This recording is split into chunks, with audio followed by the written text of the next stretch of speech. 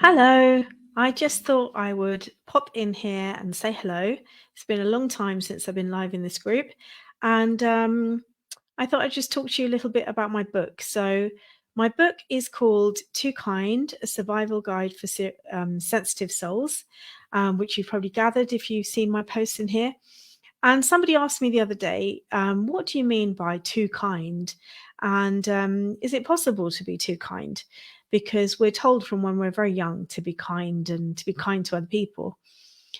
Um, so I would say that too kind is almost a nice way of saying that somebody is people pleasing. They're trying to make other people happy over themselves.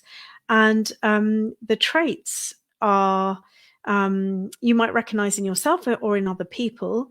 And I would say the first one is actually finding it really difficult to say no. So lots of people find it hard to say no to other people's requests, and they often end up taking on way too much, whether that's in their personal life or their private life, and they just keep on saying yes to everybody or just finding a way to do it somehow, fit everything in. And what that means is they end up overcommitting themselves. So by not saying no, they're actually adding more and more to their list of things to do, and it means that they end up overcommitted.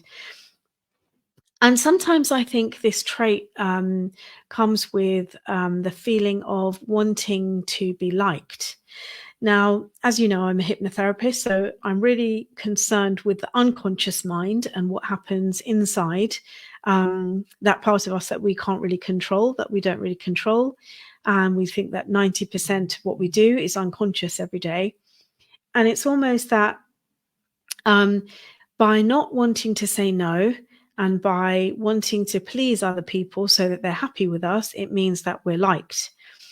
And again, that is often coupled with the fact that these sorts of people often don't like arguments, they don't like conflict, or they don't like disagreements with other people, with whether they're friends or family or with their colleagues at work.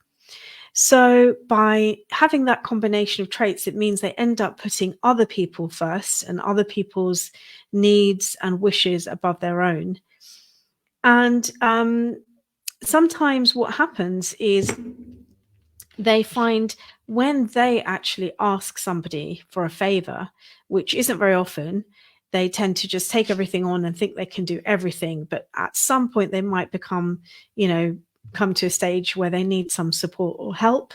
And they go and ask that person who they've helped lots and lots of times. And they think, of course, they'll help me. I'm always helping them. And I'm sure they do the same for me. Now, if that other person has really good boundaries and they say, well, actually, I'm already kind of full with all the things I need to do. I don't really have time or the energy right now or the space in my life at this moment.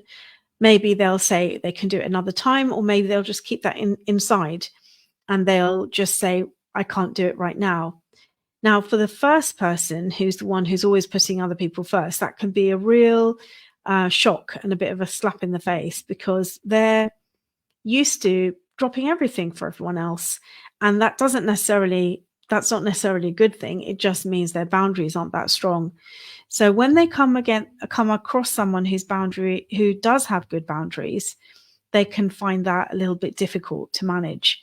And over time, people who continually people please for many, many years of their life can end up with quite sort of low self-esteem, not feeling great about themselves, because of course, if they're really nice and kind and all of that stuff, they can get taken advantage of by other people who think, well, I'll just ask them because of course they'll say yes.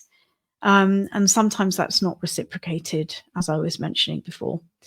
So that's the reason why I decided to write this book, as I was finding more and more of my clients were presenting with this issue. Whatever their other issues were, they had this kind of trait. And I thought it was a really useful thing to talk about. And a lot of these people are very sensitive and very thoughtful and think about everything very deeply. So those traits all sort of went together. So I'll come on here again and do some more lives, but I just wanted to give you a little introduction to why did I call this book Too Kind. I will be having a live online launch on the 9th of May, and I'll also be having my in-person launch party on the 20th of May. So if you think this is interesting and you want to know more, please find out more about my two events, and one of them's online and one of them's in person. And certainly I'd love to share more of this with you. Okay, see you soon. Bye.